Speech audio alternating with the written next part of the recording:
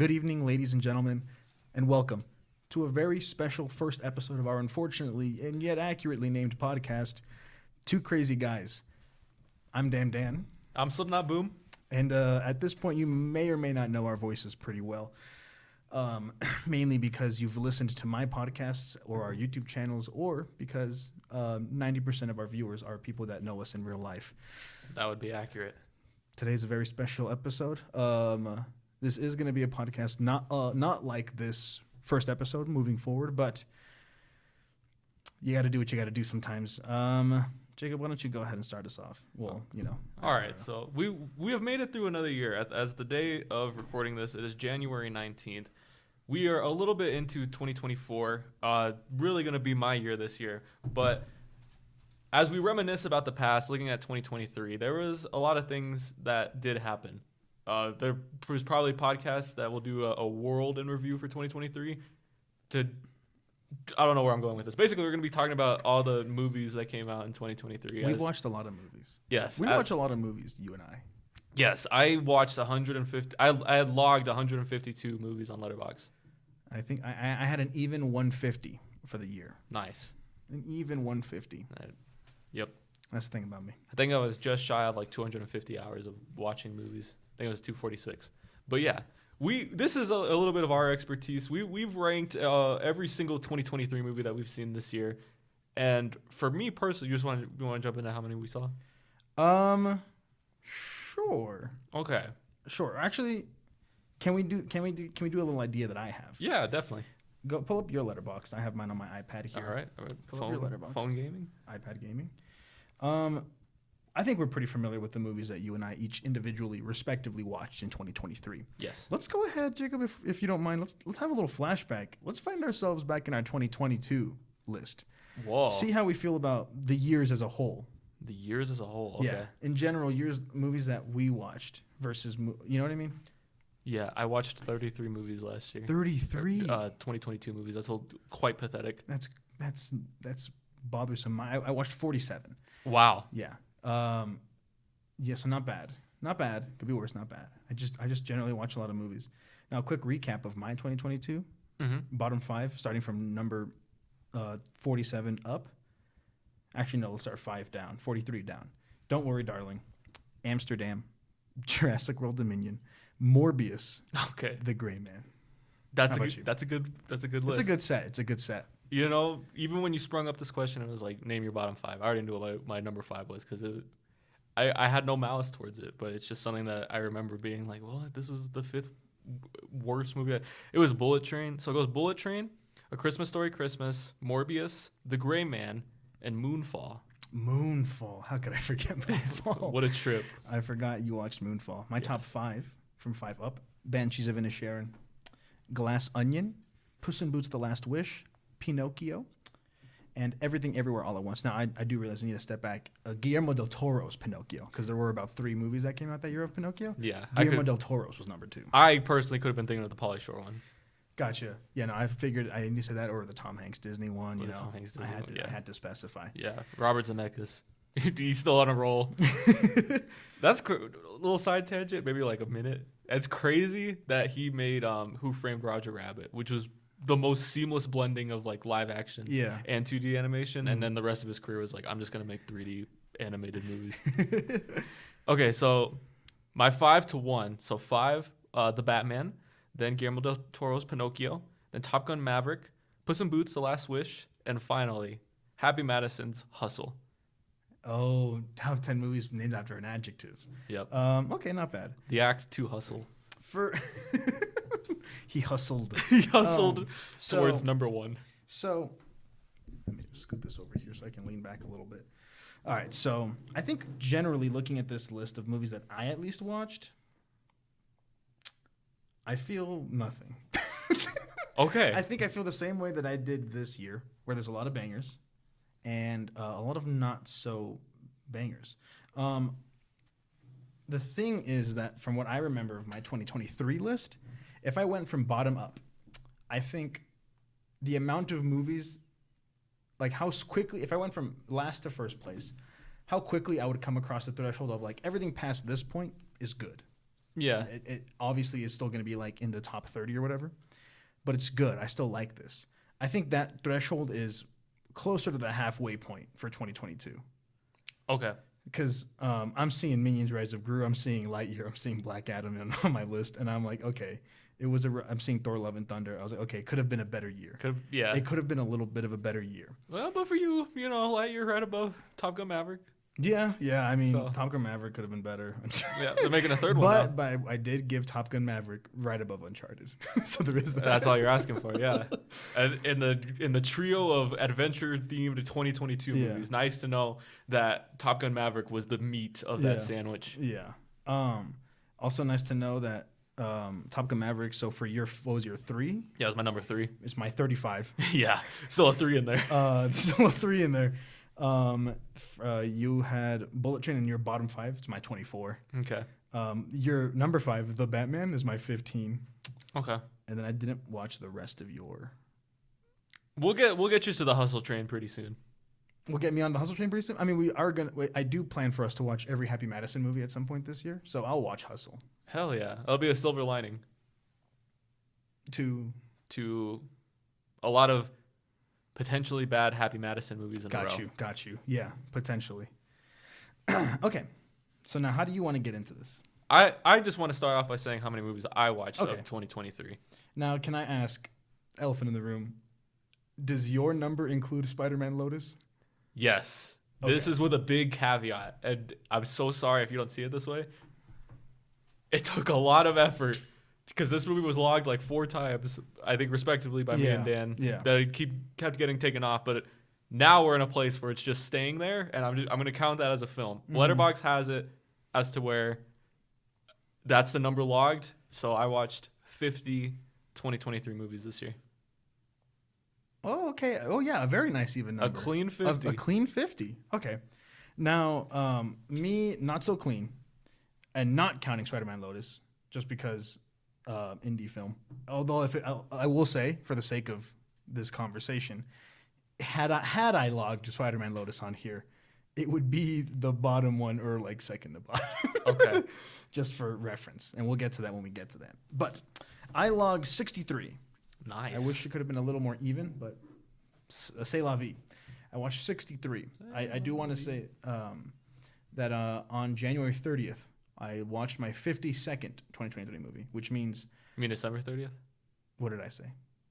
January 30th? December 30th of the year of our Lord 2023. I logged the 52nd 2023 movie. So I averaged about a movie a week, which means in the last 2-3 weeks since the new year, I've watched 13 movies. Yep. Or sorry, 11 movies. No, yeah, 11 movies. Yeah, my math is. you wish you was. You were like, in your mind, you were wish I like, loved I wish 13. I watched 65. I wish I got one more because 64 is pretty satisfying to me, like in a video game, 64 bits or a computer even. There you go. Anyways, so there's a lot of movies this year. Like I said, there's a lot. It's a grab bag. I think my threshold for I'm looking at my bottom like 50. Okay, no. How about this, Jacob? Yeah. Just straight rip the Band-Aid. Rip Would the you say Band-Aid. it was a good year for movies? I would say, yeah. I would say too. I would say it was a great year for movies. I think it was a great year for movies that did come out, but as far as like the future like of filmmaking and stuff like that, this is a pretty like I feel like this is a pretty good confidence booster to like what audience like studios know what audiences like want to see nowadays because Yeah. there was a lot of stuff that did flop and there wasn't a ton of movies that crossed that Billy mark. I think there was only 2 actually. Billy, gotcha. Yeah. Gotcha though. But I think everything was like pretty well deserved across the board, and certain fatigues like can exist, but it's just more of a thing of like I think people are at the point now because it was a pretty packed summer of like what do I want to spend my average $24 on to watch, Sure. and so I think that distinction because of all the good stuff and all the blockbusters that came out, it's just like I want to spend my money on this, and hopefully everyone that did that got a lot out of it. Mhm. So I think for me it was a very consistently good year. I think there was a couple of movies where it's like I am going to like rewatch these. Yeah. It wasn't like 2022 where I was like, no, Hustle. Since 2022, Hustle has become that movie for me of like this is probably one of my top 20 movies now. Like, it did have that lasting impact. Sure. 2020, we'll see when we do the 2024 year interview. I'll talk about, you know what I mean? I will say my number one for this year, nowhere near as impactful to me for my number one last year. And I would say that for all about my top fives. Okay, yeah. Or, like my tops. I was like, I do think these are the top movies of the year in my opinion. Yeah. But they're not going to have the same everlasting effect that the top fives of last year had. Gotcha. With maybe a couple exceptions, who knows? But yeah, so should we get into our bottoms? The worst. Should we start it off with the bang or end it with the bang? Well, I always don't know say, which one's the bang. I always say leave your dessert for last. You know what I mean? Might be more fun to talk about the worst. Well, talk about the worst last. Yeah. Okay, I agree. Can I do something for you? My little game that I was telling you about before. Yes. Yeah, of course. I love games. On the spot, I want you to look through your letterbox and I want you to find the two movies that are next to each other that makes you like laugh the most. Oh, okay. Yeah. Okay, I already have it pulled up, so let me just.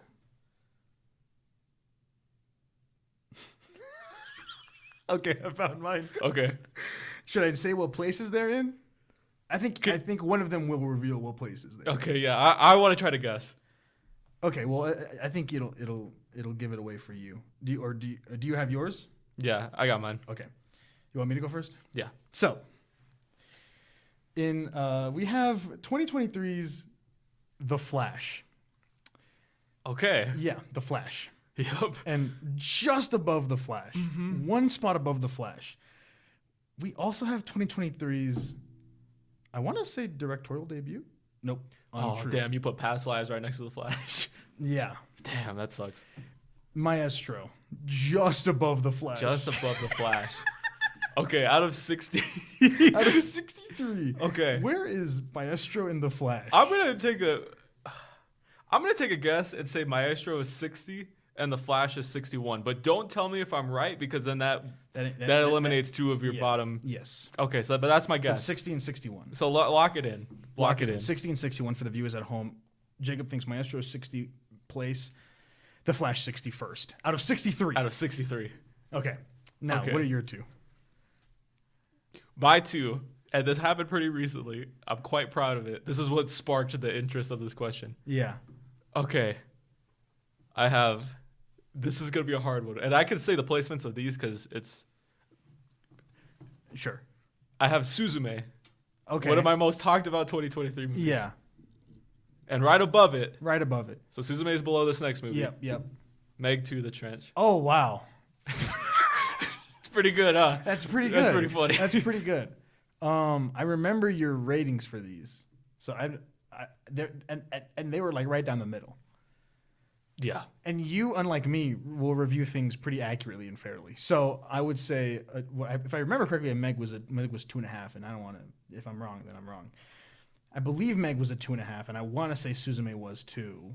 So I'm just gonna say they're right in the middle. I'm gonna give them the benefit of the doubt because this movie is because I remember you liking Meg 2 when we watched it this weekend. I remember you saying multiple times at the movie, "I'm actually having fun." So, I have fun. So I'm gonna give it the benefit of the doubt, and I'm gonna say 22 and 23. Okay. Not close at all. Maybe 30 and 33. No, 33 and 34. I don't know. That doesn't matter. 30. I'm gonna say it's pretty in the middle though. Okay, if your second one, if your 33 and 34 was what you said the first time, almost would have been right on the money. Dang. Meg 2, 35, Suzume 36. Dang. Yeah. Out of 40, huh? Out of 50. 50. That's what I meant. Yep. I meant that. And I meant that too. And I better get it too. Yeah. Wow. Yeah. Okay. So I guess if we're gonna start off with I would like to do tops. For me, I kind of want to do top 10 Sure. because I at least have something to say about these 10 movies. But before I do that, I want to notify any omissions. So it's like these are my top 10, but this could change once I see these other movies because there's a few that me personally I didn't see. I have a list of that too because I did try to watch a lot of movies. Yeah. This year. I tried to watch a lot, and I wrote a list down of all the ones that I really wanted to watch, and I never got the chance to. Do you want to go through that? Because I have mine listed, and I'm not gonna lie, a lot of them will probably be shared. Yeah. Some of these you have watched though. In no particular order. Obviously, you got Killers of the Flower Moon, Martin Scorsese. Everyone was talking about it. I've True. never seen a Martin Scorsese film. egads, I know. Oh yeah. And I was hoping this would be the first, but unfortunately, I, and like many others, was deterred by the 3.5-hour runtime. Yep. So that's just my thing. My iPad turned off. One moment, please. Anyways, and then from now on, I'm going to rapid fire them. Of an Age. Don't know if you heard of that one. I'm not. Gay love story. Megan. Oh, or Megan. M3gan. If M3gan. you're of that party. Mm-hmm. Air. I didn't watch Air. I know you did. 80 for Brady. Damn. I did want to watch 80 for Brady pretty bad. Oh shit. That's sad. The Burial. I forgot about that. The bear. Okay. I don't know if you heard of that one. Have not. Knock at the Cabin. Oh, okay. I really did want to watch that I one. did too. Like, Dave Bautista looked like he did pretty good. yeah. I don't know if I've heard anything about if he did good, but I liked the trailers. Inside with Willem Dafoe. I heard it was not that great though, but I still wanted to watch it. A Good Person. Oh, okay. Yeah. With Florence Pugh. Yeah, Chicken Little. Champions. Zach Braff. Oh, Champions. Champions. I didn't get to watch. Operation Fortune, which I did bring up to Jacob about like 2 weeks ago, and he did not know what that was. Just looked like a stereotypical action movie. What are you gonna do? Yeah. John Wick 4. Didn't watch it. Damn. I know it. I know. Last time I checked, before you locked it, you privated it. It ranked pretty highly. It was for pretty. you. Yeah. But also, I've never seen any of the John Wick movies, so I wasn't gonna start with number 4. That's not how numbers work. Paint. Have you heard of Paint? Oh yeah. Owen Wilson's Paint. Wanted to watch Paint. Where am I? Landscape with Invisible Hand. Have you heard of that one? Oh. About an alien. Pretty interesting. Looks. I don't know if it was A24. It has an A24 vibe though. Little Mermaid. Unfortunately, it will be missed. It's not on the list, but I should say it now. Wish. What are you gonna do? Didn't quite get around to that one. 65, the dinosaur Adam Driver movie, looked fine. Priscilla, about Priscilla Presley, looked really good. Heard pretty good things. We Have a Ghost, Netflix comedy. Ever heard of that one? No. Talk to Me, the A24 horror movie. Yep. I heard great things. The Adults with Michael Cera. I don't really heard anything about it. I just Michael Cera. Funny TikTok meme. What? That's right. The funny TikTok meme. Yeah, frankly, yeah, no fucking idea what it's like to be number one. I got no fucking idea what it's like to be number one. No disrespect. Oh, I actually did want to watch this one. I don't know if Jacob is going to be of the like mind with me, but I really did want to watch Gran Turismo. I thought it looked pretty stupid at first, but the more that they showed me that trailer every single time I went to the movies, I was like, you know what? The more Maybe. the more that I heard people being like, wow, this is, yeah. And then it was the dude that made District 9. It was just like, man, I am interested in this. But hey, what are you going to do? Where was it? The Killer. I didn't get around to The Killer. The Machine. Did you hear about The Machine? The Machine. No. Oh, is that the dude with the bear, like the big Russian man? Yeah. The funny comedian? Yeah. The funny comedian? Yeah. Quote unquote funny comedian. Yeah. With Mark Hamill. Yes. That one, yeah. No One Will Save You. I believe is an alien one on Hulu. Shout out to my Hulu gang, aka 21 Escalators. Indiana Jones and Dial of Destiny. Damn. I really did want to watch that. Unfortunately, it was another. I haven't seen the third or fourth one. Yeah.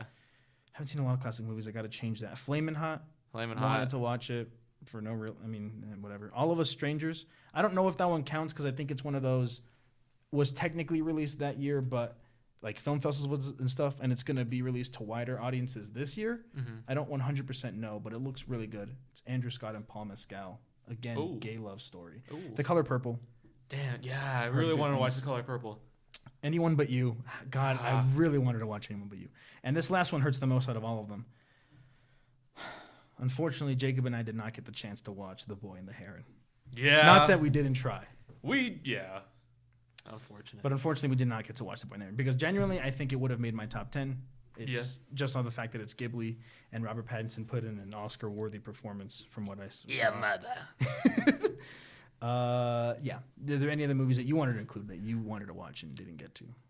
Out of what you said, I really wanted to watch Talk to Me. Killers of the Flower Moon, obviously The Boy and the Heron. I really wish I had written this down, but are there any movies that I watched that you wanted to watch? That's a great question. Fantastic question, Daniel. I also really want to watch Priscilla. Well, I don't know what you've watched because we're not sharing our things yet, but true. No, I'm pretty content with the. I didn't see Poor Things. I would love to have seen Poor Things. Yeah. With my relationship with Yorgos, I don't know if it would have cracked my top 10, but yeah, The Iron Claw. I think those are my three heavy hitters: The Boy and the Heron, Iron Claw, and possibly Poor Things. Especially those first two, I think it could have cracked the top 10 easily. Yeah. The Iron Claw could have ranked pretty high.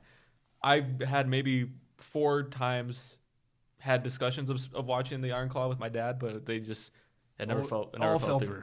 Never fell through, but that's what you get. Well, no, fell through is when it doesn't happen.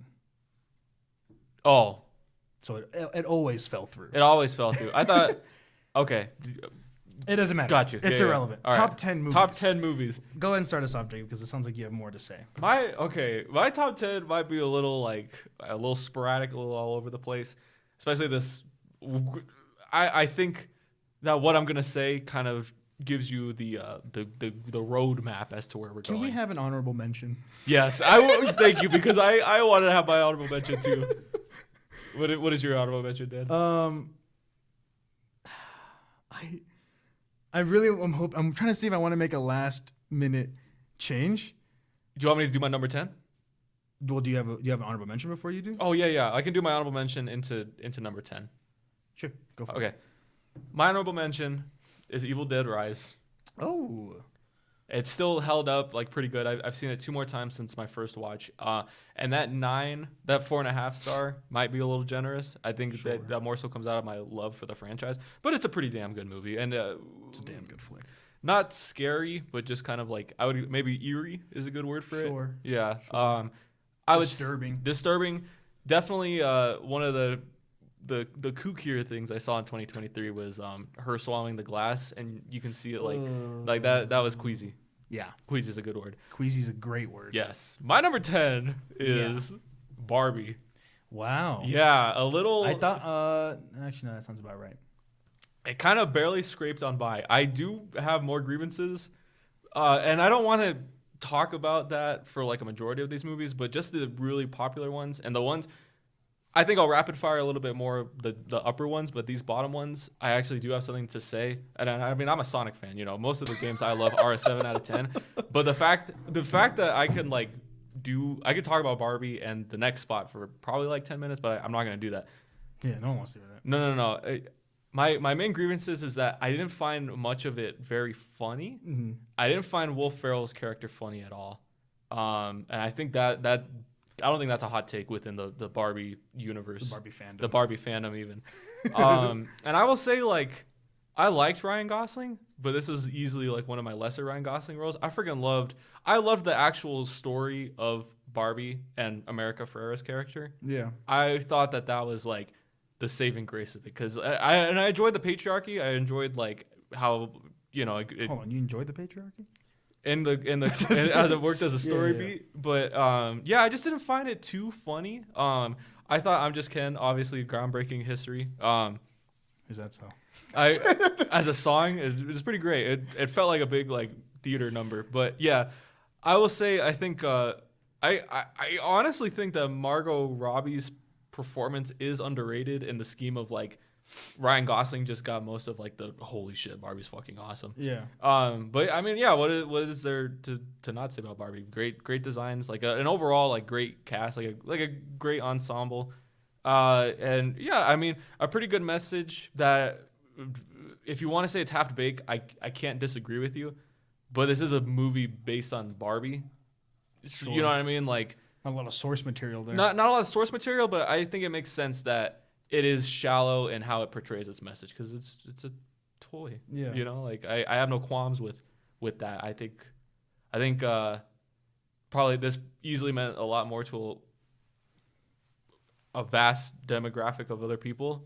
But as somebody who watched Barbie, I really enjoyed it a lot. Gave it a 4 stars. It's a solid 8. There you go.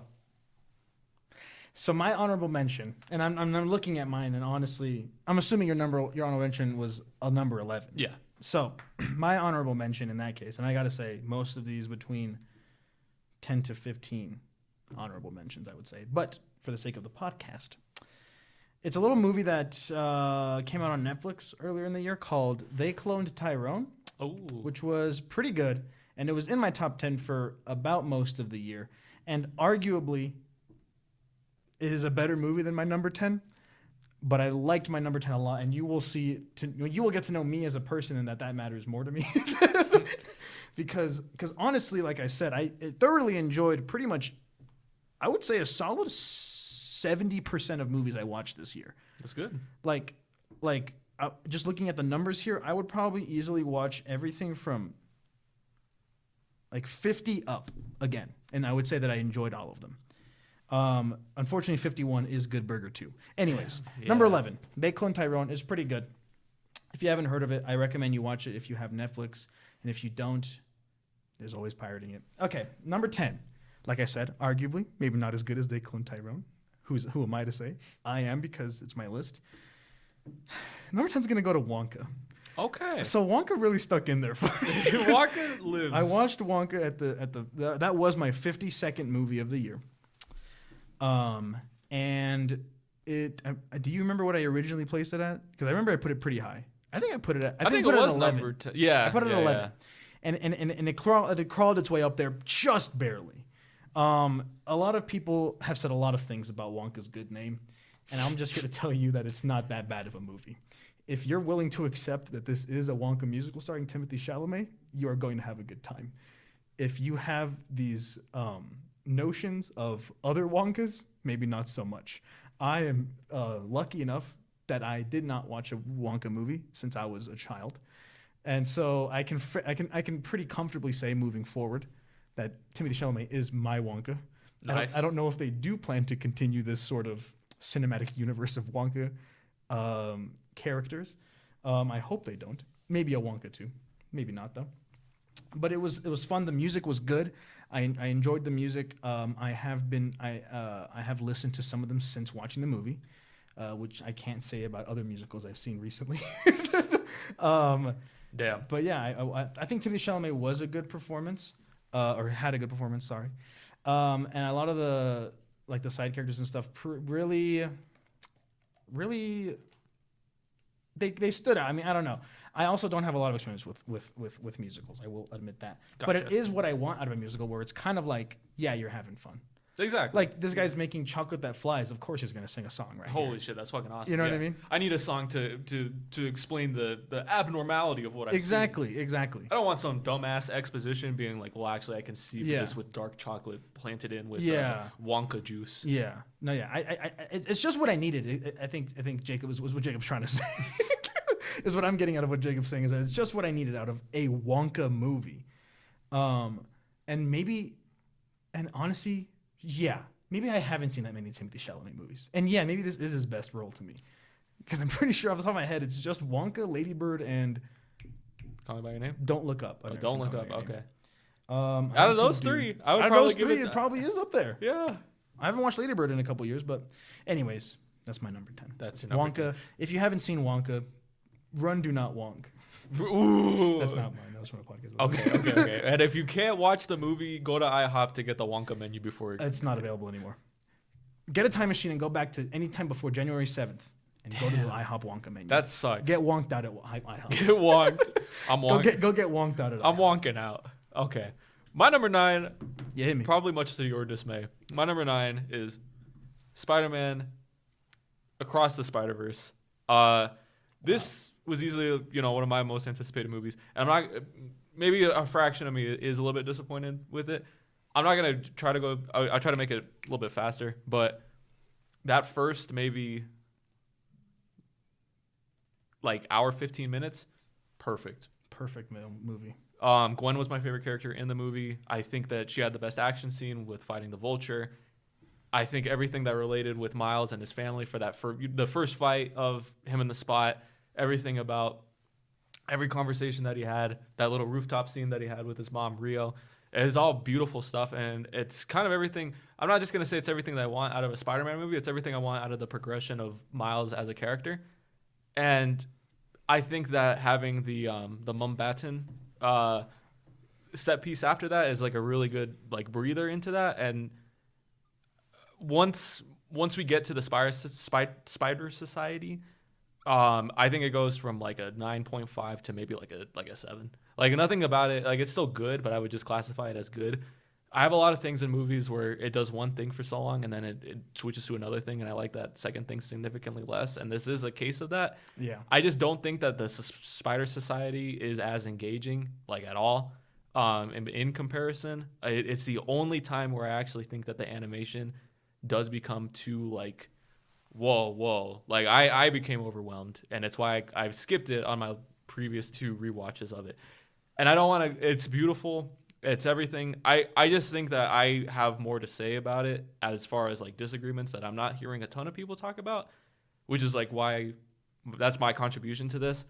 So when I first watched it, I gave it 4. When I saw it again, I gave it a 4.5. If there was a perfect in between, it's like an 8.5. Yeah. I mean, it's pretty great. I love the cliffhanger. Honestly, I think I'm one of the only people that was like, damn, I'm fucking hyped. Like that cliffhanger was fucking awesome. Like, yeah, I mean, I don't have too much to say. If it sounds like I'm bitching a lot, it's just because I had so much high expectations. Like maybe top 2 movies I saw this year for the first, I'll just say 90 minutes.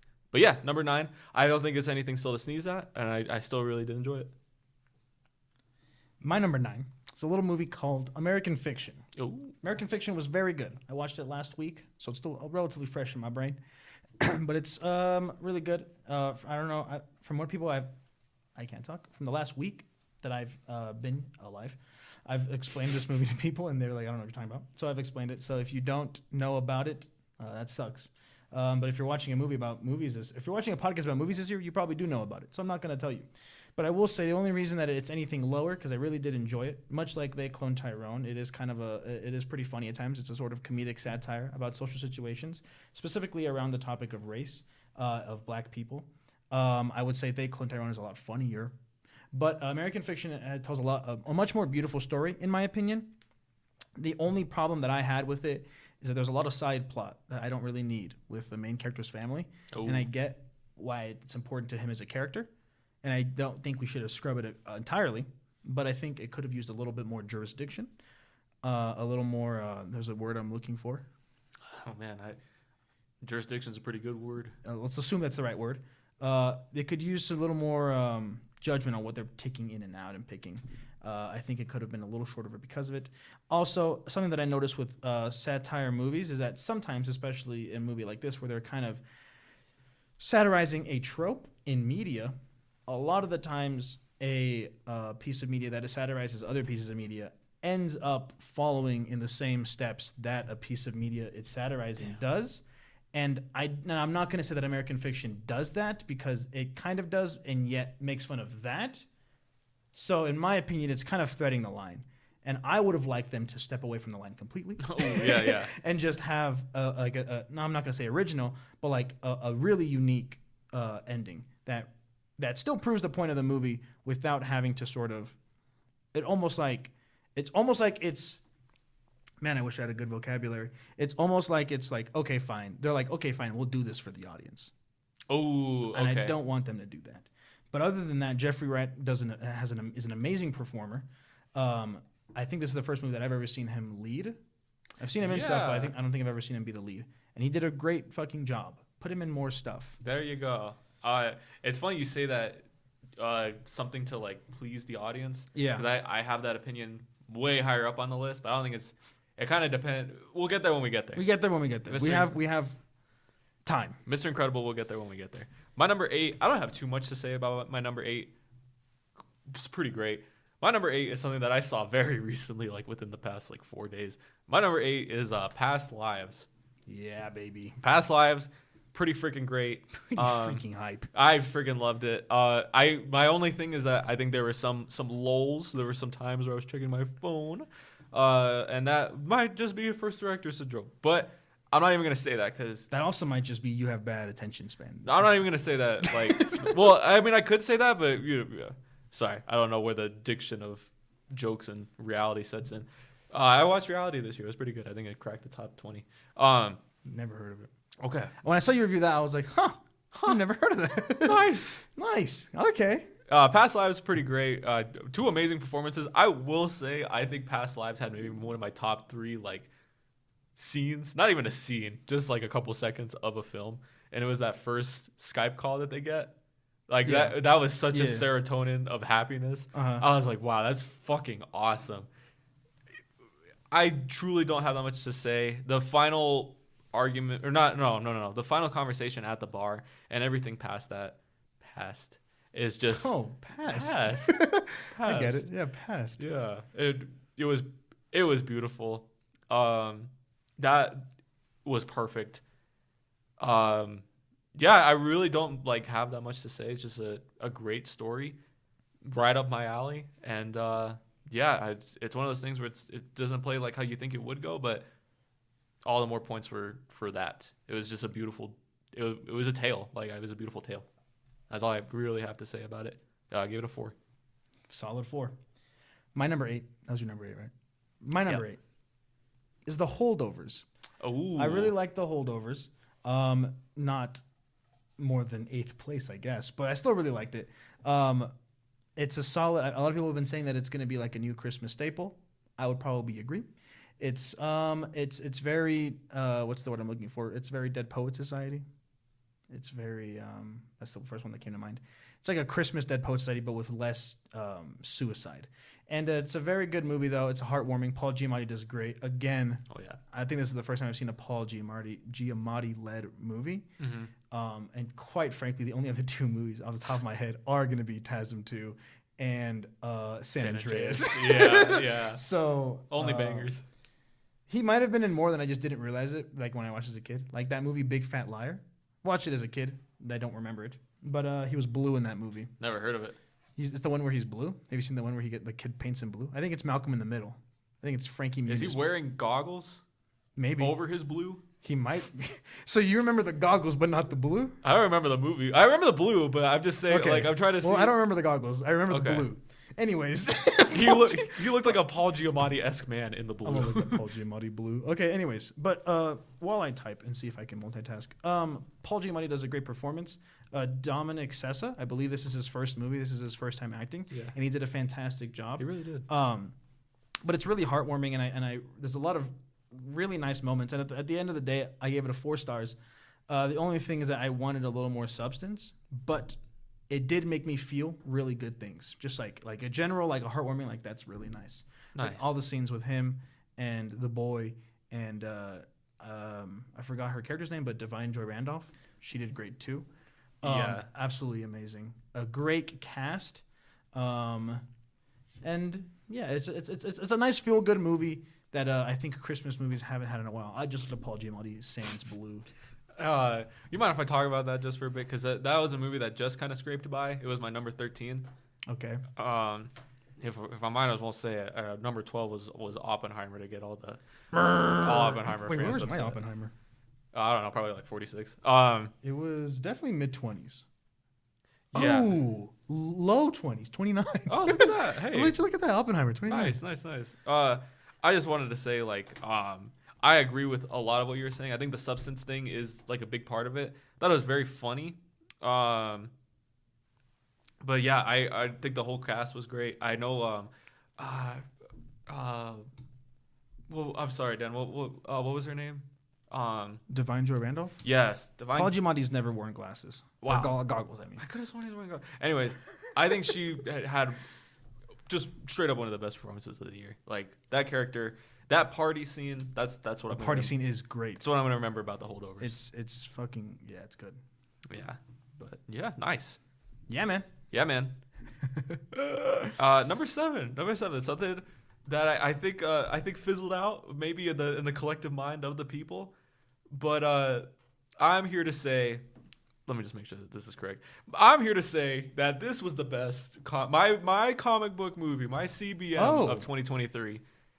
I gotta give it to Guardians of the Galaxy Volume 3. I completely forgot that movie existed, and for a split second, my brain ran through every comic book movie that wasn't Spider-Man, and all that my brain could produce was Blue Beetle and Aquaman, and I was like, "There's no way. Shut the podcast off. I don't need to listen to this bloke There's anymore. no way." Guardians of the Galaxy was my top 5 for a while. It is now 15. But Wow. Okay. If I get my one complaint out of the way, there's a bit of monotony that I felt, and I get this. It's probably a thing in a lot of movies, but I felt it like really bad in Guardians of the Galaxy Volume 3, where it's like we do one thing for so long, and then that didn't work out, so we have to go do another thing. Yeah. And I felt it. Like I really felt it. I was just kind of like, damn, that fucking sucks. Come on. But I mean, this is kind of everything you want. This is kind of to show that the MCU, there's still like that flicker in there, but I don't know how much you can contribute that because now James Gunn is directing the entire competition. But it's the James Gunn of it all that really saved the franchise. It the really, MCU as a whole. It really is, and this is a beautiful story. I loved Rocket. I really do love just watching the Guardians in general. Mm-hmm. It's my favorite cornerstone of the MCU. Sure. Guardians of the Galaxy 2. Volume 2 is my favorite MCU movie, and it's probably like a top 5 comic book movie for me. I don't know if you've heard, but apparently recently Robert Downey Jr. was asked what the best Marvel movie was, and he did say Guardians of the Galaxy. Wow. The first one? Yeah. That makes sense. I mean, that's my least favorite one, but it's yeah. No, that's 3 your favorite, or is it 2? It's 2. Is it 2, 3, 1? It's 2, 3, 1. Yeah. Yeah, I loved Guardians of the Galaxy Volume 3. Probably easily my favorite ending of the year as a final send off. That final, not even like singular frame of all the Guardians that are just kind of like beautiful. I mean, it's for me, it's everything that I wanted to end my favorite section of the MCU. Yeah, and I do think it is just a great movie, and that I don't have too much more to say about it. I don't know if it's on your top 10. If you have like any thoughts. So, I can't not say it every time. I just love movies, and I loved Guardians of the Galaxy Volume 3. That's why it was in my top 10 for so long of them since I watched the movie. The only thing that made me reorganize the list and it dropped down a couple spaces was because at the end of the day, like it's I just don't really like. Not that I don't care, because I did. Mm-hmm. I'll tell you what, when I was in that theater watching that movie, I was crying a lot. I definitely cared. Your white ass sat down. My white ass sat down and listened and cried and sobbed. But it's just that, like, I think the movies that every movie that is before it, which just to run down until my top 10. So 15 is Guardians. I have Dream Scenario at 14, Rye Lane at 13, Ferrari at 12, and then They Clint Tyrone at 11. Ferrari, by the way, was pretty good. Anyways, I just think they had more. I don't really know the words. I just think, like, even though it is a really good movie, and I stand by that, and it is easily one of the best Marvel movies, it is still a Marvel movie to me. And so I was like, well, there you go. And so, like, there are some things about the ending. Like, I do think it was a really nice ending to these characters, but I think part of it was, I'm not gonna lie, was soured a little bit with the whole Star-Lord will return. I was like, well, well, then what's the point? I mean, yeah, that's fair. But that's why I'm saying, like, it is a Marvel movie. Like, of course they're going to. Right. But at the same time, like, Howard the Duck was in it, so I mean, obviously it's gonna be top 15. Exactly. He was in it for, honestly, maybe the most screen time out of all the movies combined. And his what if appearances. Yeah, exactly. But yeah, no, I mean, I don't have anything bad about it. I just think it's really good. It's just that it just so happens that everything before it, I think, just deserves to be before it. And right below it is Tetris. So. Oh, okay. Well, there you go. So there you go. Can I do my 7 now? Yep. Number 7 for Damn Dan's 2023 ranked is going to be Are You There, God? It's Me, Margaret. Oh, I'm sorry. That was the other movie that I omitted that probably would have broke the top 10. It was really good. What's her name? What's the main actress's name? Because she does great. Ant-Man girl. Who's the OG? Abby Ant-Man Ryder brother? Fortson. So Abby did great. Rachel McAdams, I mean, always does great. Benny Safdie was in it. Oh. Anyways, so nice. It's a great movie, and it's one of those things where it's like, it's not something that I can necessarily relate to. It is about girlhood. It's about growing up as a girl, especially in, I forgot where they moved. I don't think it's south. Like a rural. I think it's Jersey. They moved like to a rural town from the city. I don't know if where we live is considered rural, but it's Arizona. It's a desert. But there's a lot of themes about like the girlhood and the changes she goes through. I'm just a sucker for a good coming of age movie. I can't off the top of my head think of a coming of age movie where the main character is that young, aside from maybe Darren Wimpy Kid. But like it's just really good. And Rachel McAdams again does a great performance. Abby does really well. I don't really pay attention to child actors very much, but I'm sure she's probably going places. I mean, she was in Ant-Man, so she's probably getting. I don't know how the residuals work. Maybe she doesn't get any residuals. But yeah, I just think it's really good. Also, it also has themes that of like. I think I put in my review. I called it like religious existentialism, religious like deconstruction, which is very nice. Right. Yeah, so it's pretty good. Which thus the whole "Are you there, God?" in the title. But yeah, no, it's great, and it's a nice heartwarming movie. But it also is like it's pretty moving with the growing that Margaret does with her mother and her family and her surroundings and stuff. I don't have much to say other than the fact that it does what it sets out to do very well. That's awesome. I haven't seen the movie. I'm really sad I haven't. I just wanted to say, and I'm so sorry I don't remember your name, director of Are You There, God? It's Me, Margaret, and also one of my top 5 favorite movies. Directed by Kelly Freeman Craig. Kelly Freeman Craig. I am your number one supporter. I freaking love The Edge of 17. 2016 was a packed year for movies, and you shined through. Yeah, but 50% of the filmography you've seen. There you go. Number one fan. Oh, I thought that meant like that's pretty good. Yeah, 1 out of 2. I was like, that's pretty good. Those are good odds. So I'm so down for another coming of age movie. I don't want to take up the time, but I'm really sad I didn't get to watch that this year. My number 6. Again, don't have too much to say, but my number 6 is Bottoms. Mine too. Really? Let's go. Probably the only time our movies will ever be synced up. Let's go. I don't have anything to say either. It's just funny. It's very funny. It's freaking funny. It's funny, and then I think it came like pretty early in the year. I want to say summer.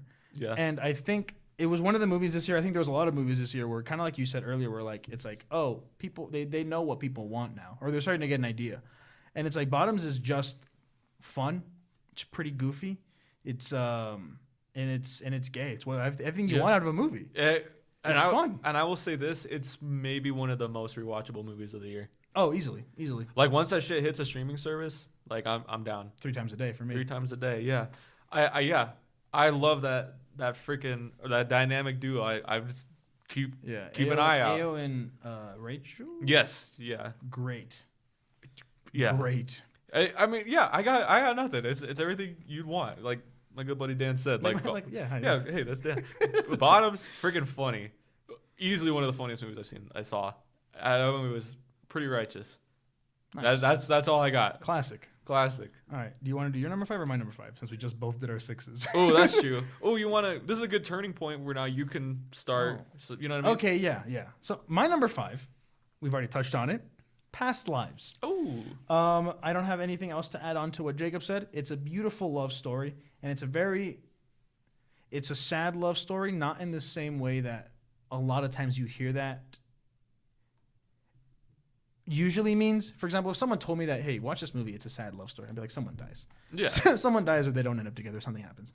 You know what I mean? Mm-hmm. Or they go through a lot of shit in the middle and still end up together. And Jacob did say that it doesn't go the way you want it to. I would go as far as to say is the reason it works so well is because it doesn't go the way you expect it to, but it also doesn't go the way you want it to. Yeah. But for me personally, at some I guess spoilers, but they don't end up together at the end of the movie.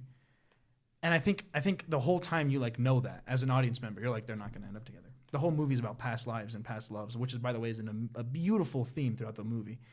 And it's like, but there's a small hope that it's like that scene with them getting like the Uber or whatever, the taxi, whatever. And it's like, but maybe, and then it doesn't. Yeah. And it's not just about subverting expectations, but it's hurting your feelings in such a specific way that serves the movie so well, because the movie is about things just not working out the way you want them to. And that shit's gonna happen. I was going through. Sorry, I didn't mean to cut you off, but I was going through the Letterboxd reviews for Past Lives. I probably spent a good 30 minutes on there, and it's just I saw a lot of people sharing their stories of past lives, and I was like, wow, man, this resonated with a lot of people, and it's just man, that's beautiful. It was beautiful, yeah. What's your number 5? All right. All right, Now let's get we're into talking. it. Let's get into it. Now to go to my number 5, it's the underdog. It's stuck through, and I think it would on a rewatch. My number 5. There's no way. Yeah, my number 5 is Dumb Money. God damn it. I know. My number 34 for everyone There you watching at go. home. There you go. I just had a blast with Dumb Money. It was great to see. This is my first experience with Paul Dano in a lead. And it was great. I personally was really engrossed with just the tale of GameStop, and that probably has to do with just us being at the ages that we are. Yep. But yeah, the only thing I can say about it is that it is like it has some Reddit humor, like It has a lot of Reddit humor. Has a lot of actually. Reddit humor. Yeah, but I don't really have too much to say about America Ferrera's best movie of the year. So yeah, I really like Horrible. it's, you know what, you could say it sucks, but this is just how I'm not saying the movie's horrible. I'm saying what you just said. Yeah, is horrible. what I just said, I know is horrible, but Dumb Money just kind of like right up there for me. I freaking loved it. Yeah, I was easily really engrossed. I loved all of the cast. It was really nice to see Shailene Woodley again. Hasn't missed a day. Hasn't missed a beat, I would say. It's like she never left. Yeah, it's like she never left because she probably has done like other stuff throughout this, but this is the only thing I see of her in a few years. But anyways, I don't know. Dumb Money. Just a solid time. Just a solid watch. Yeah. I'd say. Also, it's funny you said that because she was in Ferrari, so I was like, hey. Anyways, my number 4. We're at number 4, right? Yep. Anyways, but Dumb Money's not that good. Number 4. There you go. You heard it here first. Number 4. The Iron Claw is my number 4. Don't have much to say. I don't know what to tell you. I just love the movies. It was really sad, really very heartbreaking, and I cried a lot. It hit me very personally with the themes of the movie, which is, what are you gonna do? But it's a beautiful story. I think Zac Efron did really good. And no offense to Zac Efron, I didn't know he had it in him, but he really did like great. And it's one of those. It's a very weird mix of like you kind of expected what's going to happen. Plus, it's a real story, so if you knew the story, then duh. I didn't. But you kind of expected what was going to happen, but not like that. So it's still like, okay, this makes sense. Because sometimes a movie is like trying to subvert expectations and it just ends up being shitty. Yeah. It's not like that. It's just like it just tells a damn good story. I don't know how accurate it is. You always run that risk with biopics and real life stories and stuff. But it's really just really good. It's a solid movie about family, about Zac Efron. Lily James is great as always. Jeremy Allen White is fantastic. I don't have anything. I don't really. I'm not a wrestling head. I'm sure if I was, a little extra points. But it's a solid movie, and it's a pretty unique story, which is weird to say because it is a true story. But I don't know. It's just good. Hell yeah. Sometimes it's like this story didn't need to be a movie. I'm surprised. As far as I'm aware, this is the first movie of this story. As far as I'm aware, that is, and I'm surprised it took this long for it to be the case. But yeah, no, it's a heartwarming movie in the worst way possible or the best way. There you go. Yeah. I don't know. Bring a couple tissues. There you go. Hit him with the Iron Claw, Dan. Oh, There you I go. can't reach your head, but yeah. In Thanks. theory. I appreciate it. I don't know anything about this movie, but I actually heard that they made the story less sad than how it happened in real life. That's actually insanely heartbreaking. So it could be more believable. I don't know what the story is, but yeah, that's what I heard. That is true. That's fucking heartbreaking. My number 4 is something that you've said in passing by. Oh. My number 4 is Wonka. Wonka. My number 4 is Rye Lane. Oh. No, Ryan was pretty good. Yeah. It's pretty damn good, though. I'll tell you what. Tell me about it. Fish Islands, out the wazoo. Out the wazoo. Freaking. More than you've ever seen it before. Yeah. Fishier than you've ever seen it before. I really enjoyed it. It was it was just again a movie that's like right up my alley.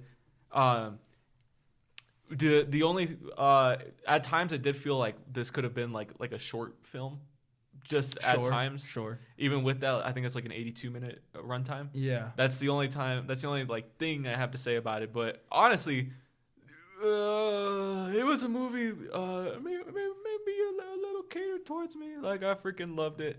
Just at least with the grand gestures theme, it was just kind of like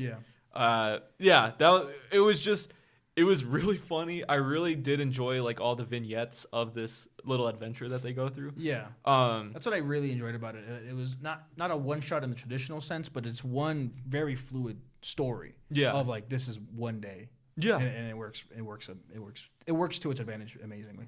I really bought the chemistry of like this couple. It was really great. It made me it had one particular joke that made me laugh the hardest. Where he was like, I put candy cane, I put Valentine's chocolates under her bed on my side, and she woke up and she thought I shit myself.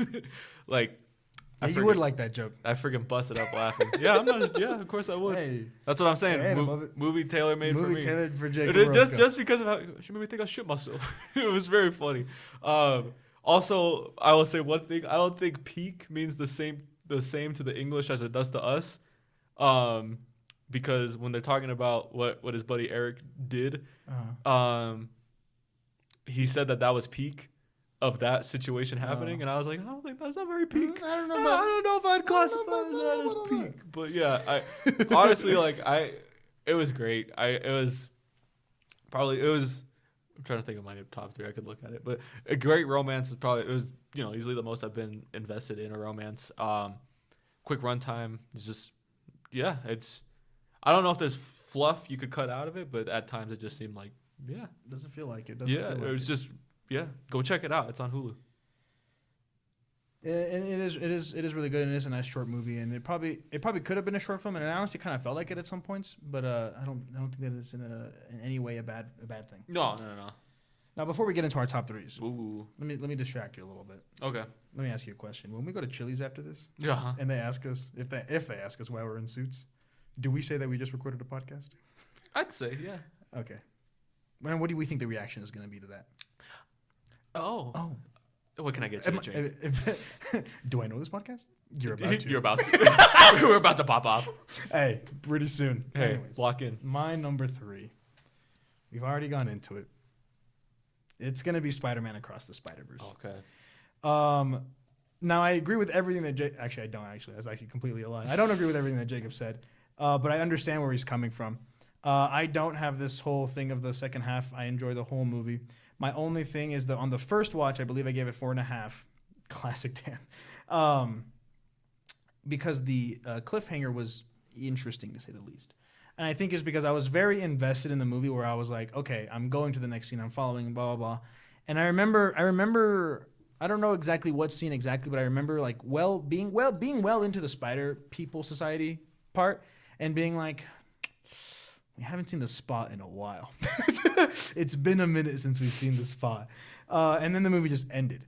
And I was like, wow. Because it was a really cool cliffhanger. Like, objectively, I was like, that's badass, and I can't wait. I have to wait a year.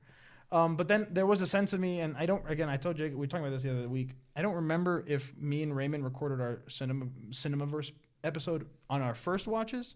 I think we did. It seems like it. I think we did. Because my feelings on the first watch definitely changed, because I watched it 3 times in theaters. But part of the experience was soiled by the cliffhanger, because it's like, I get it. You want to tell like a really big story, and you pop off Kings, Phil Lord, and Chris Miller, even though more people were involved, but whatever. Pop off everybody involved, because it's a beautiful work that truly shows that people care about movies still. So take your time, whatever. I get it. Maybe just give me a 4-hour-long movie, but I completely understand. And then I was like, it's just a little dissatisfying, because it doesn't feel like anything was resolved. Like Raymond said in the episode, as much as I hate agreeing with Raymond, that a story needs to resolve and it needs to have a conclusion. But on the second watch, I realized that there is, in many ways, conclusions to certain arcs that Miles goes through the film, and so that led me satisfied. And I was like, okay. Now that I'm noticing some foreshadowing, and now that I know what's coming, and I see that now, like the whole conversation with Rio, and the whole like I don't remember what she says off the top of my head, but she's basically foreshadowing what happens in the Spider Society, about like being accepted and everything, and they're gonna want you to like be like them, but you need to be you, and you know all this stuff, and it just serves as a really good installment for Miles' story, because the whole first movie is about being himself and being, and like in a situation like this where there are a lot of people that are like you, even though you guys are all special, the Spider people, that you still can be a unique you. And I think this movie continues that theme that I think is going to be the prevailing theme of the trilogy, and it continues it very well. And again, as an artist, beautiful fucking movie. You're noticing all kinds of things every time you watch it. You're just engrossed in it. It is an out of body experience every time. Now, does it come close to the first one, which is my favorite movie of all time? Who's to say? It doesn't, but it's still pretty damn good. Yeah. And that's Spider-Man Across the Spider-Verse for you. I am going to predict that Spider-Man Beyond the Spider-Verse is going to be peak because Spider-Ham's back. There you go. And I'm just throwing that out there into the. Hey, and if it's not peak, there's a multiverse where it is peak. And if it's not peak, there's a universe where it is peak. There's a universe where Dan and Jacob watch Spider-Verse, Beyond the Spider-Verse, and it is the best movie they've ever seen in their lives. Yeah, exactly. There's a movie where this is the best movie we've ever seen in our lives. Yeah. There's a movie where we both put Aquaman 2 at the top of our list. At the top of our list. Yeah. No, I feel that. And that's true. It has to be true. It has to be and true. the infinite number of multiverses. Should string theory be true? That also has to be true. Theory can only take you so far. There you go. I get it. That's my number one movie. Yeah, I was lying before. My number 3 is I'm gonna have to accept it as a conclusion, even if it keeps going forward. It's a conclusion to one of my favorite things to have touched me, as far as just a series of movies is concerned. Yeah. My number 3 is John Wick, Chapter 4. Okay. I view particularly this movie as more. I think I view this as the way that you view, maybe even the first Spider-Verse movie. I just see it as a work of art. Yeah. More so, I know it's your favorite movie of all time, but for me, it's like I see the John Wick, especially all the choreography that's in this movie, it's just a work of art. Like, yeah, even beyond a movie, it's just something that you can watch and be like, wow, people made this, and sure, I can't appreciate definitely. it like any more than that. Like, all of the stunts, all of the choreography, just absolutely insane. And Absolutely there's a wild. really great conclusion to John Wick, and I say the ums and ahs just because there's a little bit of chicanery going on at Lionsgate. Classic. But I have to view that as the conclusion of John Wick. Yeah. I do think that at this point it has run its toll. I don't think it can go anywhere else beyond this. Chapter 2 is still my favorite, but it would go 2, 4, 1, 3. But that's not any knock against John Wick Chapter 4. It easily has the best scenes, both of the year.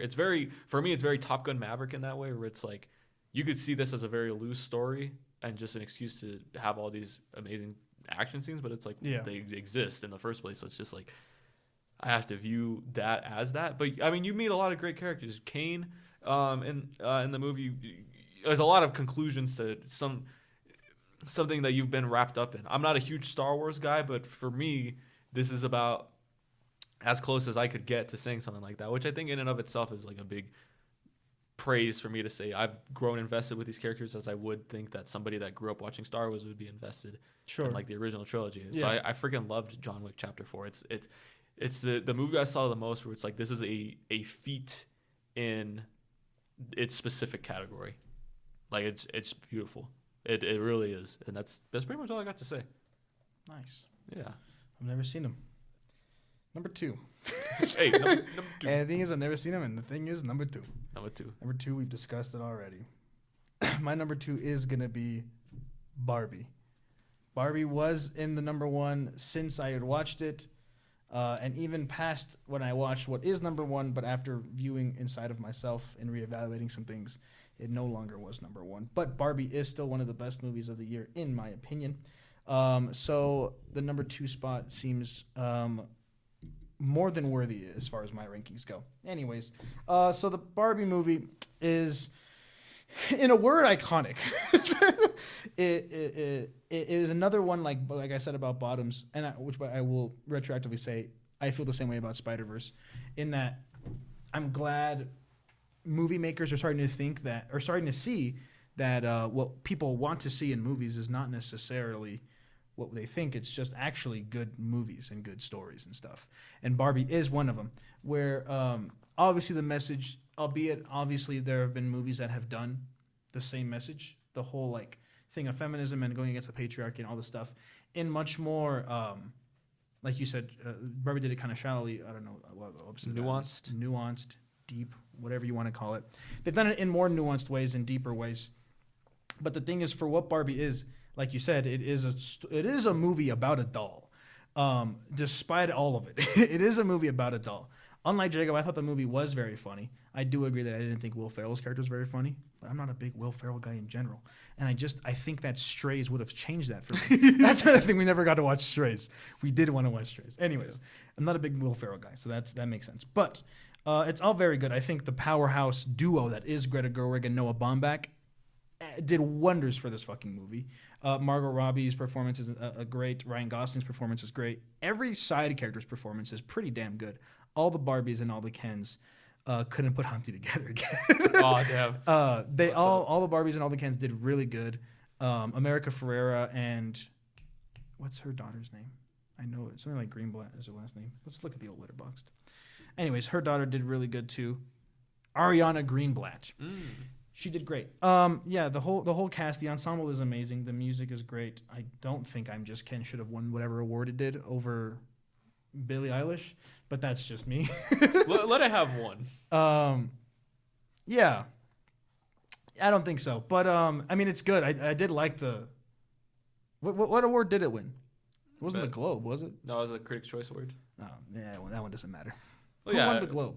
Billy did win the Globe. Yeah, Billy right? won the Globe. Oh, there you go. That's enough for me. But I don't know, something that's a whole conversation in and of itself that I can have later. Anyways, yeah, the Barbie movie's good, and it's iconic in the sense that it's so damn sure of itself, where it's so like the whole scene of them going from the Barbie world to the real world, amazing. Like they could have done it pretty like whatever, like it could have been a portal, or they could have just like blinked into existence in the real world. They could have done it in a variety of ways but the way they did it shows that like they wanted to tell a genuine, the 2001 Space Odyssey thing at the beginning of the movie, fucking awesome. Like it's just so sure of itself, and it's just, I'm glad that there are filmmakers who are still being interesting with their films and things aren't formulaic and stuff. And I understand that the story could use more nuance, and I 100% agree. But for what it is, I do think it's pretty good. It's just good. I thought it was funny, and I enjoyed it. Yeah, I love a good pink movie. Yeah, I'm glad you said iconic, because I think that's a pretty good word to just. If I had one word to describe Barbie, I'd give it that. Yeah. There you go. My number 2, is, I was gonna say something, but no spoilers. My number 2 is Godzilla -1. Yeah, I mean, I ain't got too much to say. I've never seen a Godzilla movie outside of Godzilla versus Kong, but this is probably about as pure as a Godzilla movie as you would want, as far as pushing the envelope as to why Godzilla exists in the first place.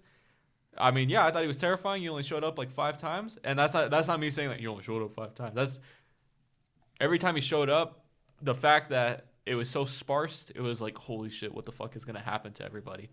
And to go back to, I think we're at number 10 or something like that. That's maybe the only thing I have to say. We'll just see how it plays out at the thing of like giving the audience what they want, because it doesn't make that much sense, but they do leave like a cliffhanger as to why it happened or how it could happen. Sure. So we'll just see how that plays out. But yeah, I mean, I have nothing left to say. It's a beautiful story about survivor's guilt, and also just kind of like regaining who you are as a person. And Godzilla is a beautiful metaphor for how they achieved that. So yeah, that's all I got to say. My number 1 is going to be Godzilla -1.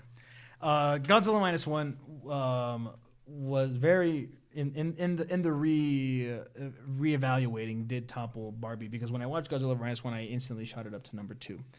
And the thing is that I have seen one more Godzilla movie than Jacob, and that is Godzilla 14? Yeah. I don't remember anything about it. Movie should fit the bill. Oh. Okay. So Okay, Apple Aliens in the Attic. TV just recommended to me The Smurfs 2 from 2013. There you go. I like that. I wasn't too far off. I said Aliens in the Attic. Yeah. It's pretty similar vibes. Anyways, Godzilla minus one is a great story. Like Jacob said, Godzilla doesn't show up that often, but when he does, the movie does such an excellent job of portraying Godzilla in such a way that I'm pretty comfortable in saying, even though I haven't seen that many Godzilla movies. Actually, I'm not going to compare it to other Godzilla movies, but it does it in such a way where Godzilla is so significant to the story that he only needs those couple times to show up. Yeah. Because the movie is so well written in that Godzilla is like a force of nature rather than a monster. Yeah. It feels like when you watch like 2012 and they're just like, well, my entire island is gone from this tsunami. This lizard has killed half of Japan. What are you gonna do? You know what I mean? But like Jacob said, it's a beautiful story about survivor's guilt. It's about the war, and it's a beautiful recentering of Godzilla as a character and as a franchise. To be, not that this is going to be a franchise. I think the director said that he's not going to make a Godzilla minus one 2 unless the story is there and he wants to, which is good, awesome. Anyways, but like it recenters Godzilla as a character and as a concept back to its sort of origins of being a result of the war, and as a result of war in general, of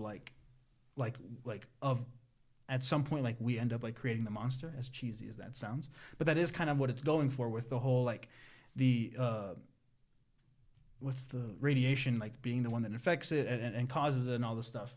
And so yeah, and I don't really know how to describe this in the way that I want to, but I'm going to say this. It does a really good job of movies that I like when movies do this, where there is a story that is being told on a smaller level in the main character in his process of the guilt and dealing with this monster. Mm-hmm. And on a macro level, I can't stop burping. And on a macro level of this is what Godzilla is. It's the idea of like paying for actions. It's like we didn't deserve this as Japan did, because obviously, for anyone who isn't aware for some reason, Japan created Godzilla to sort of be like, well, that whole bombing stuff sucked eggs. Yeah. So this is what comes from that. Not fun. And so like the whole like not deserving this and all this stuff, the survivor's guilt of it all. It's a really beautiful story that works on so many levels, and the soundtrack was amazing. Oh yeah. And it was all done in like a $15 million budget. Oh yeah, we didn't talk about that. Yeah. Which leads me to say two things. A, it can be done with such a Yeah. small budget, We're not spending our money, right? and also B, maybe spend a little bit more, because I have a sneaking suspicion that perhaps the people working on this movie were maybe underpaid. Let's hope that's not the case. But if it was, that would suck. But still, like, it is possible. But I want to clarify, not at the expense of the workers, but it is possible. But it's just an impressive movie, and it's good. And maybe we just give the Godzilla IP back to not America, because the whole thing is that it's kind of America's fault. So maybe we don't make Godzilla movies anymore. That is after Godzilla X Kong. The new kingdom. The new empire. The new empire. Because that looks crazy. Yeah, he has an infinity gauntlet. He has an infinity gauntlet. Godzilla's pink now. Yep. What They might be movie fighting an was- ice Godzilla. They might be. Is that true? I believe so. I thought they were fighting an ice Kong. No, They're fighting a Kong, aren't they? they're fighting a Kong, yeah, but there's Ice Kong speculation and that Ice he's fighting Godzilla. an ice Godzilla. Speculation. Yeah. Rumor has it there will be an ice Godzilla. Yeah. Okay. But hey, hopefully that movie's a good way to celebrate 70 years of Godzilla. Is that really the case? Yeah. I guess that adds up. Yeah. 54. Very cool. Very cool Godzilla. But yeah, really good. If you have to watch a movie from this year, probably not Godzilla, but I would recommend you watch it anyway. Yeah, give it a shot. I don't think I had anything else to say. Cool. Just really good. All right. And if I were to recommend one movie for you to watch this, That's a good segue. thank you. This year to remember 2023, you can do it from the comfort of your own home with Netflix's My only 5 out of 5 this year, as far as 2023 movies go. Netflix's May December. Damn, what a movie! I will. I have no qualms. Usually, sometimes it's like a toss up of like what's my favorite and what's the best. And honestly, I think this does both. This was the best movie that I saw of the year, and it's probably the one that I'll probably go back and rewatch a little bit more. I mean, I might rewatch like Bottoms or like I haven't mentioned it, but Theater Camp. I freaking love Theater Camp. That was number 15. You know, I might watch those a little bit more easily digestible movies. Not to say that there's anything wrong with that. A little bit more, but I genuinely loved May December. It was such a I think it was the best use of like meta-ness in a movie, which is hard to say when Barbie came out, which also did it extraordinarily well. But just to have this movie, it's like we're gonna tell technically a biopic because this is something that did happen in real life, but to put it through the lens of we're making a movie about the story that happened, even though we're watching it as a movie. It was very creative in the sense of like I've never seen the Weird Al movie. Yeah. But I've heard that it also breaks the norm of like what a biopic progresses as a story. Yeah. And I would just say that this has a lot of that. I loved every single performance that the breakout star, especially. Oh, who I don't remember his name. I just know he was on Charles Riverdale. Melton. Charles. Yep. He was really good. What a great way to just kind of show the mindset like of somebody. And this whole movie is just kind of like just showing, even if like you are grown, what an event that happens like to you in your youth can kind of just like change your entire life point because you're going through something that should never have happened to you at the age that it did. And I thought it was really great. I thought it was really complex with all these characters. It had the most like, for me, it had the most like, oh shit, what the fuck moments. And it wasn't anything like, it was an escalation of just seeing like how each of these people moved around as to like why they made the choices that they made and stuff like that. And even still just offhand comments of being like really passive aggressive towards somebody like, oh, you're not going to wear that, are you? And it was just kind of like, oh my, like, wow. Like I saw a city being leveled and that iced me more, you know, like it was just, I thought it was the standout like movie of the year. Just great performances all around the board. It just Would you say it's the best Will Ferrell produced movie of 2023? that was a jump scare. Yeah, That was fucking crazy. that was crazy. It was probably between that and Strays. I haven't seen Strays yet, so you know. I don't think he produced that one. I don't think he wanted to put his name on it, Oh, other than come actually on. being in the movie. Damn, The okay. 3 that he produced were May December, Theater Camp, and Quiz Lady. Wow. Okay. I mean, Theater Camp was pretty good, but yeah, you know what we're talking about. I don't know. I gotta give it to May December. Like easily, I would probably say this didn't impact me more than last year's number one, but I made better made film. Not to knock Hustle. It's just a statement that I'm saying. But hey, this is all relative. These are all just words at the end of the day. Yeah. At the end of the day, it's just words we're saying. We are just all saying words, and yeah, that has to do it with our top 10 movies of the year. That is our top 10. I think we all had pretty good picks. I believe there was A good spread. 4 that we shared. Wow. No, 5. Wow. Probably better than last year, maybe. Probably. I don't know. Yeah. 5, because Bottoms, Past Lives, Spider-Verse, Barbie, Godzilla. There Yeah. you go. So Yeah. half of our top 10s. Yeah, and half for half, it made it a good spread of stuff. Yeah. Sure. I don't know what you mean by that. I don't know. But I get it. I get it. Diversity. Okay, so now what do we do? Because how long have we been here? And how much time do we have? We have we have less than 20 minutes. You want me to rent the room out a little bit more? Are you able to do that? I don't know if I'm able to, but Go ahead and try. While we do, I'm going to talk about something that maybe we can talk about, and maybe it won't take up so much brain power of yours that you have to, that you can't do both. You know what I mean? yeah. Hey, what's up, guys? We're going to take a little break. Well, I don't know, actually. I'm not sure what's next, but Can I put it to 6? I don't know. I don't know if they'll let you do that. No, I'm just saying because I don't want to make it until 7, just in case I somebody know, else but will needs it let you put till 6? Well, it'll let me put it till 6. I'm just saying, would you rather do it until 6 or 7? I mean, if you can only do 6, then just do 6. Okay. Hey, what's up, guys? We didn't cut any of that. So I'm going to go through some Golden Globes winners, and we're gonna say. Oh, I think we should see what our thoughts are. Real quick, Yeah. I was watching the Golden Globes, and out of basically the entire thing, I only got 2 predictions wrong. Wow. I was like, that's gonna win, and it won. And I was. What were the 2? It was well, for me, I was pulling for I'm Just Ken, because it was kind of it was stacked with the Billy one. That was when I texted you that, and I don't remember the second one. It was I think it was like one of the Stranger Golden Globes of like best ensemble or something like that. Not Stranger that it shouldn't exist. It's just one that I hadn't heard of yet, so that kind of blindsided me. Best ensemble does sound right. Anyways, I don't see it on the list though, but I might have missed it. Okay, so just rapid fire. Best performance by an actress in a supporting role in a motion picture. Oh.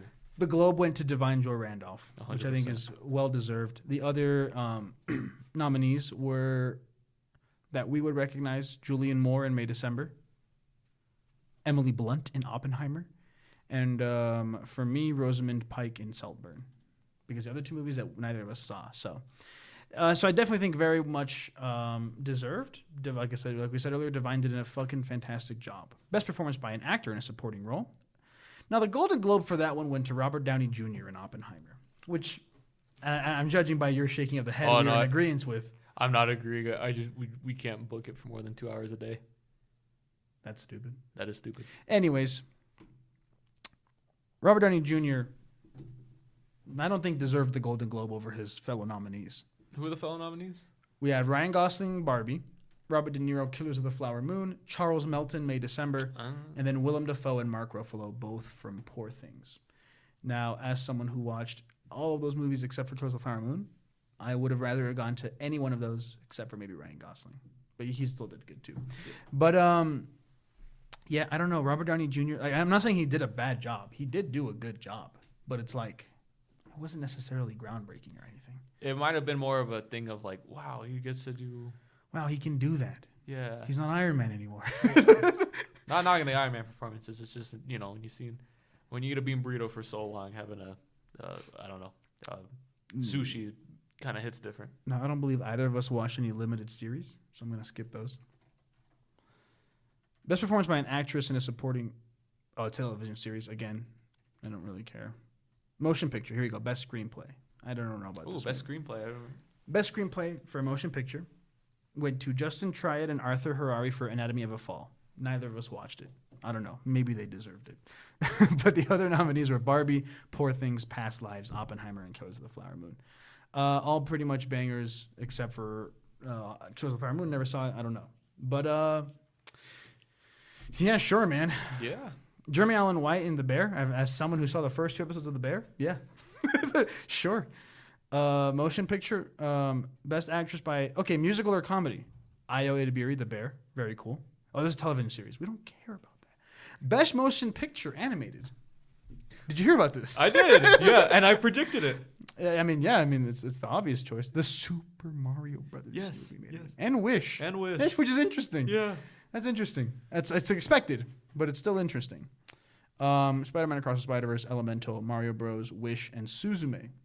Suzume. And as someone who's seen all of these except for Wish and Suzume and Boy and the Heron, I probably would go to Boy and the Heron. It probably would. Come to think of and it. I better get it too. And I better get it too. Best director. The Boy and the Heron be like, and I better get it And I too. better get it too. Best director. Oppenheimer, Christopher Nolan. I mean, I guessed it, and I wasn't mad. Yeah. The other ones are Celine Song for Past Lives, Bradley Cooper, Maestro, Yorgos Lanthimos, Poor Things, Greta Gerwig, Barbie, Martin Scorsese, KOTFM. KTOF. Kotfm. Best Actress in a Motion Picture, Emma Stone, Poor Things, well deserved. Yeah. Natalie Portman, other nominees, Margot Robbie, Natalie Portman, Fantasia Barrino, I didn't watch Color Purple again, Jennifer Lawrence, and Alma Poisty, I think I'm saying that. The Jennifer Lawrence one caught me off guard when I was watching it. Yeah, that was, it is musical or comedy. I can't think of that many other comedies that came out this year. Yeah. So I'm not saying undeserved, it just, caught me off guard. Caught me off guard. Yeah. Best performance by an actor, Cillian Murphy. Yeah, I'd probably agree with that one. That one I'm okay with. Actually, never mind. Barry Keoghan's on here. I'm still okay with Cillian Murphy, but those two, Barry Keoghan did do a great job in Saltburn. Real fast. I obviously haven't seen Poor Things, but I would probably give it to Natalie Portman just because insane. But yeah, Insane. Cinematic and box office achievement. I didn't even know that was a category. Oh, and not one of the nominees is Taylor Swift, The Eras Tour. yes, That's awesome. Yes, yeah. Yeah, I love that. Paul Giamatti won for best performance in musical or comedy. That was awesome. Versus Jeffrey Wright, Matt Damon, Joaquin Phoenix, Timothy Chalamet, and Nicolas Cage. Yeah, I'm okay with that. I am a little surprised about the Timothy Chalamet. I forgot Beau is Afraid came out this year. I wanted to watch that one. I should put that on my list. I heard pretty mixed things about that one, but that's what are you gonna do for Ari Aster? Yep. Best motion picture: Poor Things versus Barbie, American Fiction, Holdovers, May, December, Air. Yeah, sure. I didn't mention it, but Poor Things was like my 18 for something for me. I really liked it. Like I said, everything above like 20, I would say, is a really good film. There's just some better ones out there. But there's just better ones out there, and some parts where I'm just not the biggest Yorgos Lanthimos head. He's just not my cup of tea. I liked The Lobster. I liked The Lobster. I liked The Lobster. I liked The Lobster. I'll tell you one thing about that lobster. I liked it. And then best motion picture drama went to Oppenheimer. What was the competition on that one? Killers of the Flower Moon, Maestro, Past Lives, The Zone of Interest, and Anatomy of a Fall. Zone of Interest and Anatomy of Fall are both movies that I didn't get a chance to watch either. But I'm pretty sure Zone of Interest, I just saw a thing today that was like, will be in select theaters now or worldwide on January 20, whatever. Oh. I was like, that shouldn't count. If I can't go to the movies and watch it, that can't count. You know what I mean? And that's the difficult thing. Like, do I include those in 2024? Yeah. I would say yes. Yeah, I would say anything that's like opening worldwide or opening to wide audiences this year, I would say that's a this year movie. Well, I put Suzume in 2023, and that shit came out in Japan last year, but it got an American release in April. So gotcha. See that makes sense to me. That adds up for me. Yeah, but I guess we will hit you with our worst, and hopefully we can delve into that a little bit more because we'll have another 2-hour time increment to do that with. Sorry we couldn't get it for you today, but and surely we'll get into some more fun stuff and entertaining stuff about this year's movies in a part 2 to this special. Yeah. Thank you for listening to the first episode of our new podcast. Two Crazy Guys. Unfortunately named Two Crazy Guys. We're gonna try to do this weekly, like a podcast often does. We did record 3 episodes of what I'm just going to refer to as a mini series because we didn't continue it, called Pitch and Perfect. And those are kind of banger episodes, and they have been ready to post for the last maybe 2 months. So I think, I don't know, at some point I'm just going to say fuck it and post it. Yeah. And just stay tuned. Oh goodness. Stay tuned to the Studio 82 YouTube channel. And, yeah, I mean, I feel like as far as the feed goes on like Spotify and all that, we might just throw it on this feed for this show. Yeah. But you will see those when we get them to you. When they're ready, when they're ready, they're ready, and you'll see them, and you'll like them. My personal favorite is episode 3. We did good with episode 3. I think episode 3 is kind of what you would expect out of us. Yeah, more so than this one. I do want to stress going forward, I don't think we're going to be this serious for a whole hour and a half ever again. Until come next year, we'll do 2024 movies. But yeah, even I think when we talk about the shitty movies, we're probably going to be having some fun with it. I think so. I would hope so. Yeah. Yeah, do you have anything else to say for us, Jacob? I don't. What were your best movies of the year? What really impacted you? Is it something that you'd agreed with us? Is there something you were like that should have been higher? Or did you watch not a lot of movies this year? Yeah. Or was the only movie you watched this year Barbie, like most people? Yeah. Or Barbenheimer. I don't know if I'd call these honorable mentions, but I just want to mention that I did watch them. Transformers: Rise of the Beasts. I have to uphold my reputation as a Transformers fan on the internet. Yep. Which I think I did. I made a video about it when I watched it. Yeah. I complained about Wheeljack for a bit. Sorry, Pablo. Off the top of my head, let's go to animated movies. There's a lot of good animated movies this year. Trolls Band Together was very fucking good. Teenage Mutant Ninja Turtles Mutant Mayhem was really fucking good. Yeah, Jacob didn't like it because I don't know what's wrong with them. But Teenage Mutant Ninja Turtles Mutant Mayhem is pretty good, and it's fine. I feel like it's my time. I feel like I'm talking right now, and it kind of it kind of speaks to the thing that we were saying, where they people are actually starting to be unique and interesting with the stuff they make again, and let's just say art isn't dead. I like that. And Mutant Mayhem is an example of that. Trolls rebrand together. I don't know if I'd go that far as to say art isn't dead, but I had fun. Good music. Eric Andre's in it.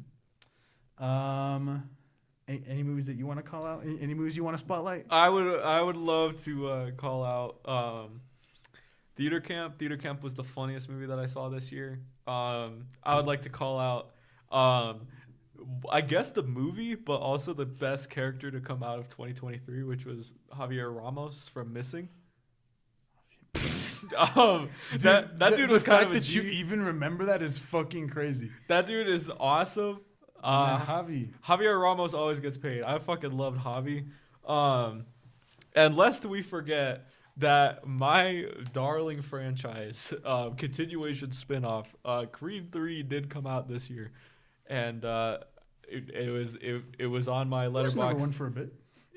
Yeah. It was up there. Might I say, my funny thing that I put at the top of my Letterboxd, how you can put like a message for these lists. You hate to see Creed 3 continue to drop. But yeah, I mean, it ended at number 16, a respectable number 16. And on the next episode, I think we will talk more about the movies that we saw, and I will get into my passionate feelings on Asteroid City. And I will get into my passionate feelings about Leo. I'm just kidding. I'm not gonna talk about Good Leo. Burger 2. Good Burger 2. I think we could talk about Good Burger 2 We for a could. little bit. No, the thing is that we could spend a whole episode talking. Yeah. We could. Now hold on. No. Future episode idea. We could spend a whole episode talking about Good Burger 1 and 2. Yeah, or we could rewrite 2 and call Or it. we could rewrite 2. We could rewrite 2 and call it Good Burger 2 Go. Good. Yeah. And that's the big problem. Yeah. But a lot of movies came out this year. A lot of movies that I would like to talk about. And so join us in part 2.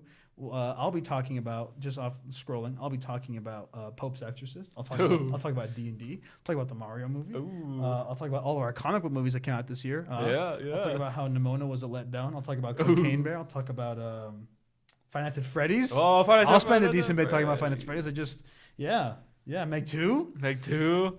Ghosted. There's A lot of movies that I'm going we to talk have about left Why to Man talk Can't about. Jump. Okay, Yeah. that came out this. Yeah. Oh no, that adds up. Okay, Yep. there's a lot of movies to talk about. I'll talk about something. And I'll talk about You People. Oh, and let me tell you a little thing about You People. Let's talk about Chicken Run. We're going to talk about every movie that came out in 2023 that we saw. we're just gonna. Okay, imagine this episode with the top 10, but our entire list. Yeah. Get hyped. And the good thing is that this time we'll be funny. I promise. Well, yeah. And this time we'll be a little bit funny. we had I to get promise. serious. We had to lock in for this one. Can we be serious now? Yeah, we had to lock in. Yeah, but now it will be a lot of ranting and raving. There'll be a lot. Yeah. Thanks, guys. Thanks for listening. watching. Yeah. Thanks for listening and watching, assuming you did. If you did, I appreciate that. Thank you.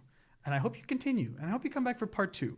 And I hope you continue for the rest of this show, because I think I'm pretty excited for this show. Yeah. I'm excited to not be held prisoner by the very foundation of the concept of the show that we built for ourselves, a la Critters Corner. So I'm excited for that. But with that being said, good evening and good night, everybody. This was your first episode of the 2023 Year in Review Cinema. Wait, what did we call? Oh. Something with Hugh Grant. Oh, shit. Yeah, it was something with Hugh Grant. The Hugh Grantual. No. The Hueys. 2023, a year in review. A year, Something like that. A year in review. A year in review. Yeah, Grant. we're It was gonna like talk Grant about Hugh Grant is what I'm trying Grant to say. shit. Hugh Grant himself said that he was in his freak era of roles, and so we're gonna get into that. So yeah, see you next time. See you next time. Have a good night, or yeah, bye. Bye.